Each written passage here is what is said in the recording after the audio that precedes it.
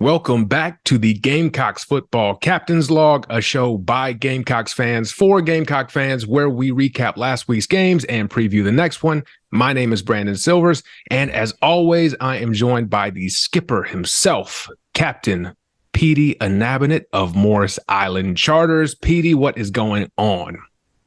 How's it going?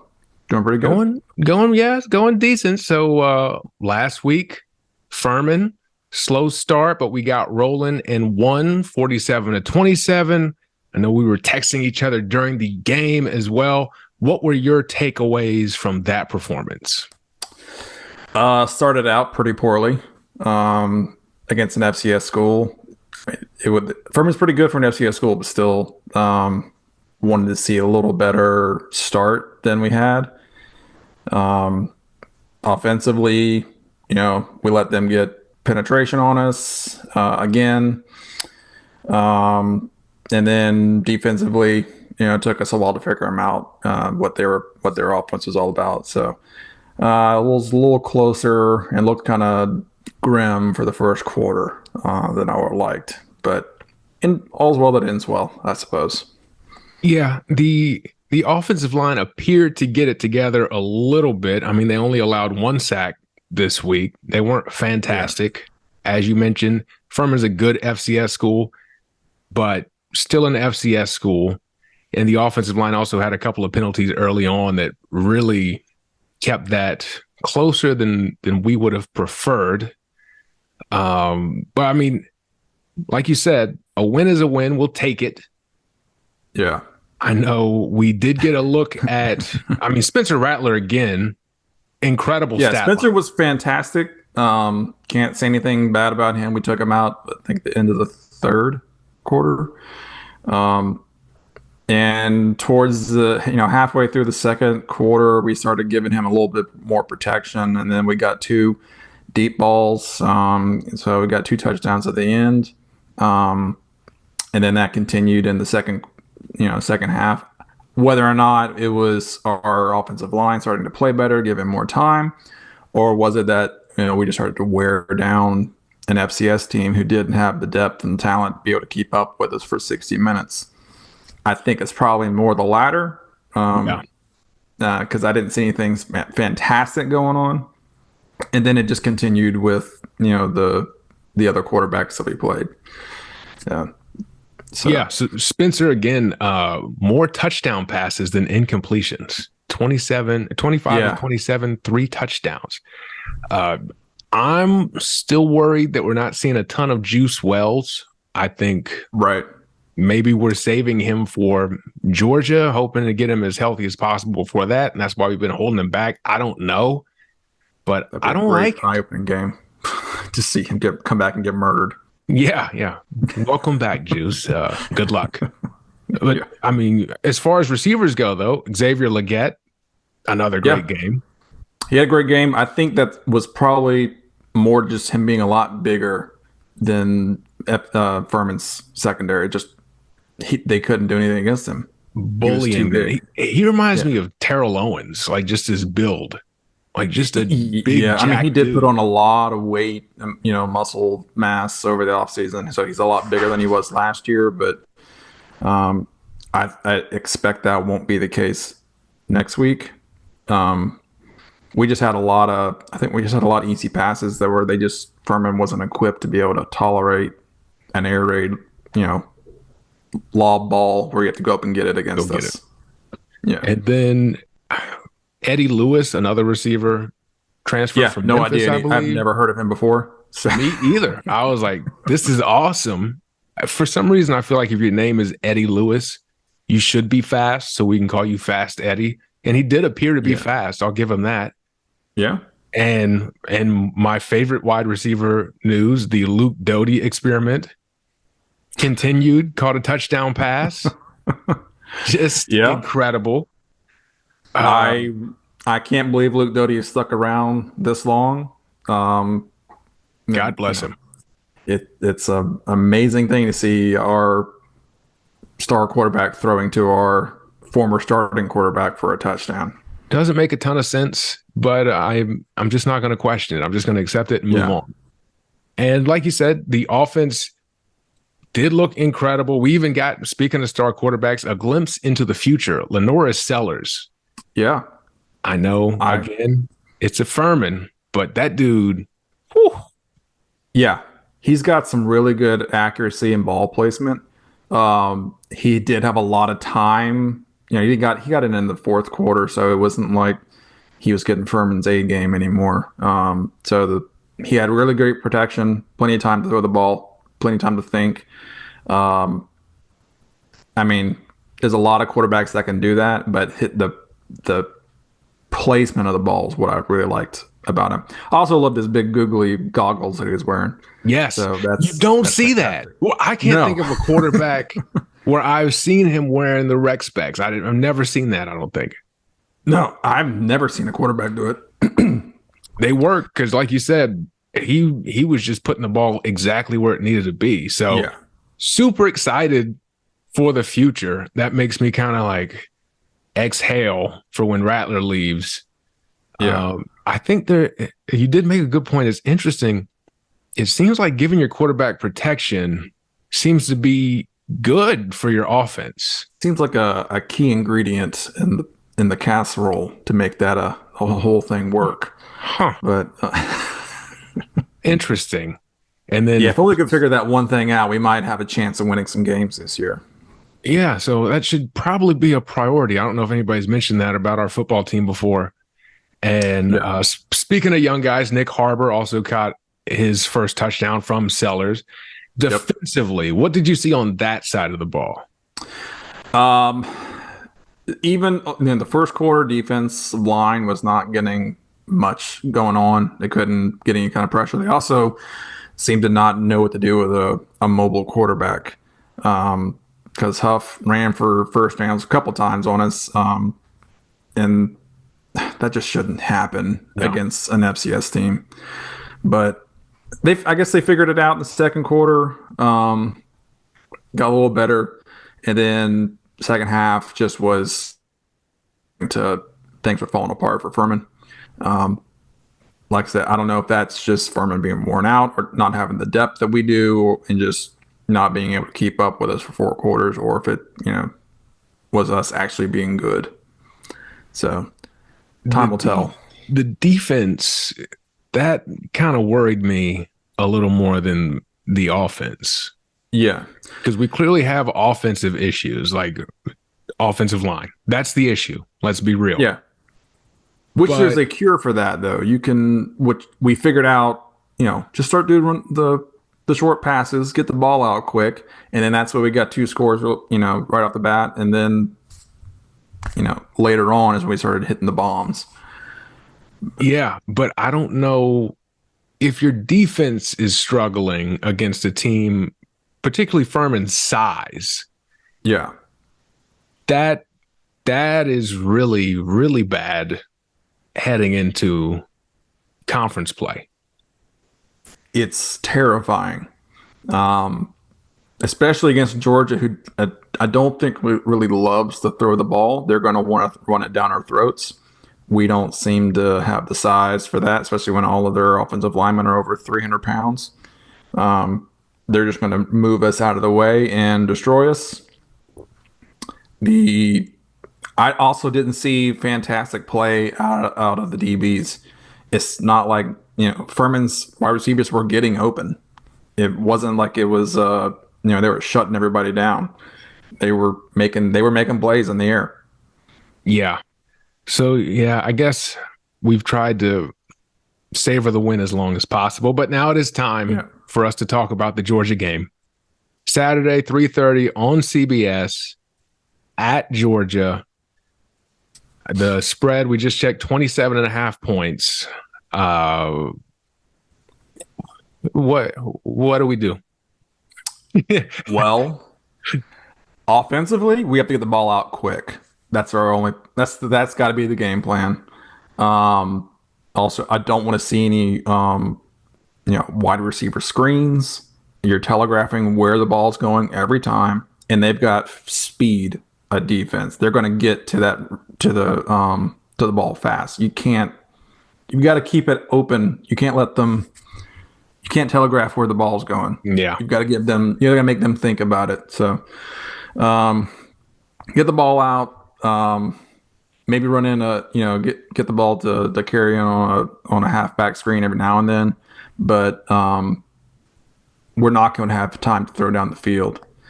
So offensively, it's just got to be out in 2 seconds. Only thing I can think of to do against that. And I would like to see some tempo too, and hopefully try to wear out, because it's going to be hot middle of the day Saturday. See if you can wear out some of those big linemen and use Mother Nature as an offensive lineman. Like, come on, like we gotta Mother Nature check in, get you a jersey number in the 70s. Like, I don't know. It's not a great feeling. I didn't see enough in the Furman game to make me feel good about what happened in the North Carolina game. It wasn't like a huge leap to me. No. And then North Carolina almost lost to Appalachian State this weekend too. So it's obvious that they're not as good as they were claimed to be.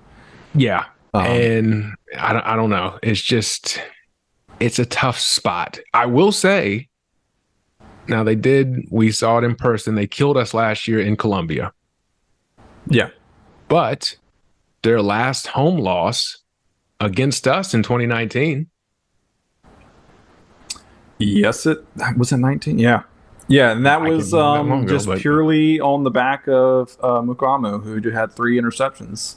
And I think he had one in overtime. It was one of the ugliest games I've ever seen. Double overtime, 20-17. Appeared that no one wanted to win. Wasn't that Blankenship for them who missed the kick? Speaking of goggles. You know what it might have been? It's hard. I might just be stuck on goggles. I mean, he was there for like 8 years, so it's kind of hard to think of him not being there. But, yeah, I imagine they probably give their players vision insurance, so probably had to hang around. He's got an NIL deal from Pearl Vision. Yeah. Shout out to Pearl Vision. They give me my contacts, and otherwise I wouldn't be able to see. Yeah. But that game was just terrible to watch, and there was no reason we should have won that game other than that. And I don't imagine this Georgia team is going to make the mistakes that Georgia team, 4 years ago for them, might as well have been a lifetime ago. Yeah, and that's that game alone is why we had Muschamp for another year. Yeah, and so it was bad for everybody involved. Yeah. So, great. As far as the talent between the two teams breaks down, am I crazy for thinking that we're more talented at quarterback and possibly wide receiver based on Juice's health?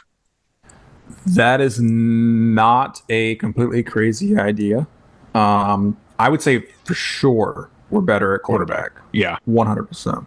Of course, we haven't seen a lot of that, a lot of their quarterback. He's only played 2 games, and they haven't been really good, opponents. But, 100% Rattlers, better quarterback. Better wide receivers, Leggett and Wells. I don't know. It might be kind of neck and neck. They might have more of a slight advantage, but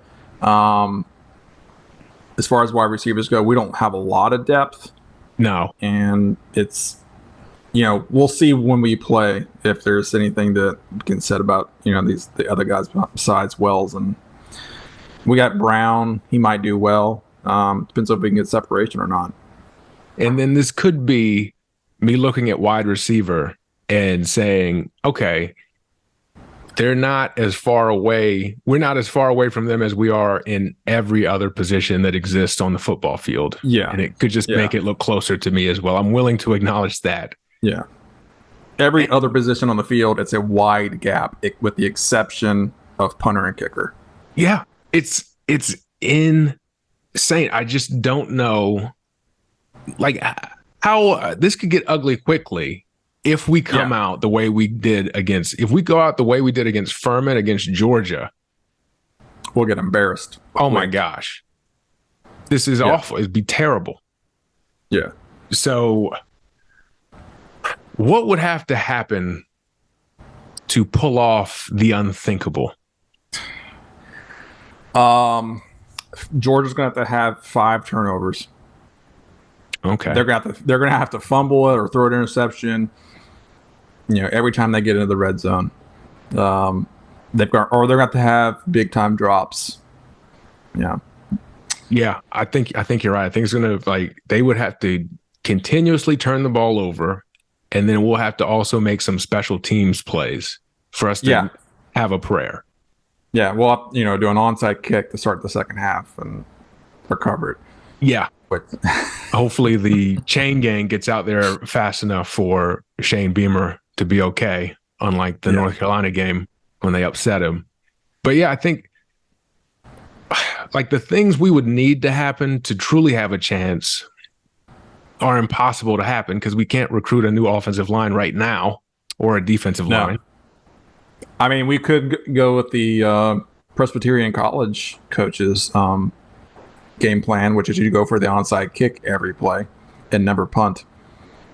I don't think that's going to go well for us. I don't think it'll go well, but I would at least we just never gave them the ball. Way. Yeah. Let's lose in a notable and interesting way. That would be fun, at least. It would be something. It'd be new. If we keep it within, 14 to 20 points, that's probably going to be as best as we get. I can't imagine us still being in this game in the fourth quarter. But, weirder things have happened. That's true. So that's actually a good question. What would you need to see to feel good about us moving forward, regardless of whether we win or lose? Were we able to make control of the line of scrimmage in any sort of, meaningful fashion on both sides of the ball? And can our DBs keep coverage? Can they be where the ball? Can they be close to the ball? Other than that, that's the two. That's the things that are going to be really a problem for us down the road if we can't fix. And here's an impossible question for you, so you're welcome. If you had to put a number on it, how much of the DB's issues are the lack of the pass rush versus technique, talent, skill level, all that fun stuff? I don't think it's a lack of the lack of pass rush is definitely a problem, but they're still not, they're not in great position for coverage right off the bat. They're getting beat right at the line. So that does seem like a problem. Yeah. One that I'm very used to as well. What's that? One that I'm very used to as well. Yeah. This feels very familiar to me. Yeah, yes. I remember those defenses where we're lining up 20 yards downfield on the bend but don't break defense. We were still giving up 50 points a game. It was awesome. Oh, fun memories. That is actually my next question for you. What are some of your favorite matchups of all time against Georgia in this rivalry? So the best one in recent history is the year where Melvin Ingram ran the fake punt for the touchdown. And who was it that was chewing on the hedge, like had the branch from the hedges? Because we won at Georgia. Oh yeah. I forget who was doing it. That was an awesome visual. But yeah, that's my best one. As far as like recent history, all the other ones. I mean, we had the we haven't had. Okay, Marcus Lattimore's rookie year.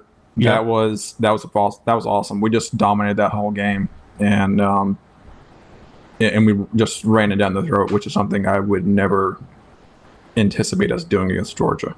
No, not now. It's weird to see these teams who we owned for years there, because we beat Georgia 3 years in a row. We used to beat the hell out of Clemson. Actually, we beat them last year too. Yep. But to see them win national championships, and we're talking about, can our pass protection hold up against Furman? Kind of makes me a little bit sad. It's a little depressing. It's like we shouldn't be watching these games anymore. Yeah, it's like we're too old for this. Yeah, we got to see some like mental health services. So if I give you 5 picks, 5 former Gamecocks to add to this current roster, will make the offensive line an average offensive line. Yeah. You got to add 5 former players to beat Georgia. Who do you pick? Okay. So I'm going to go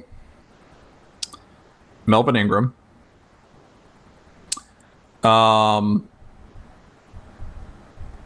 Stephon Gilmore. Oh, okay. Yeah. Alshon Jeffrey.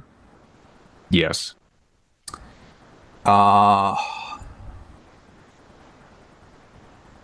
Eric Norwood. Love Eric Norwood. And Deebo Samuel. Wow. There we go. A whole lot of firepower on offense and be able to defense to be able to keep us in the game, get some pressure. I love it. Unfortunately, we can't do that, Petey. No, we can't. So we have to stick with who we. Yes. So we have to stick with who we have today. So it's that point of the show when you have to answer the question. Going into the Georgia game against the 2-time defending national champions, ranked number 1 in the country, a 27.5-point favorite at the time of this recording. Is it smooth sailing? Is it choppy waters? Or is it Mayday? You know what? Hang on a second. Let me grab some. All right, unfortunately, this week looks like we're going to have to take on the Bulldogs of Georgia. It's going to be a Category 5 hurricane. It's Mayday. We're going to put on our life jackets and our scuba gear and hit the water. All right. Well, I don't know a lot about boats, but I think it's safe to say Petey's not super optimistic this week and probably not coming back to finish the episode. So I'll end it here. Thank you for liking, subscribing, rating, reviewing, and sharing. And I'll catch you next week. Hopefully, Petey will be back too. See ya.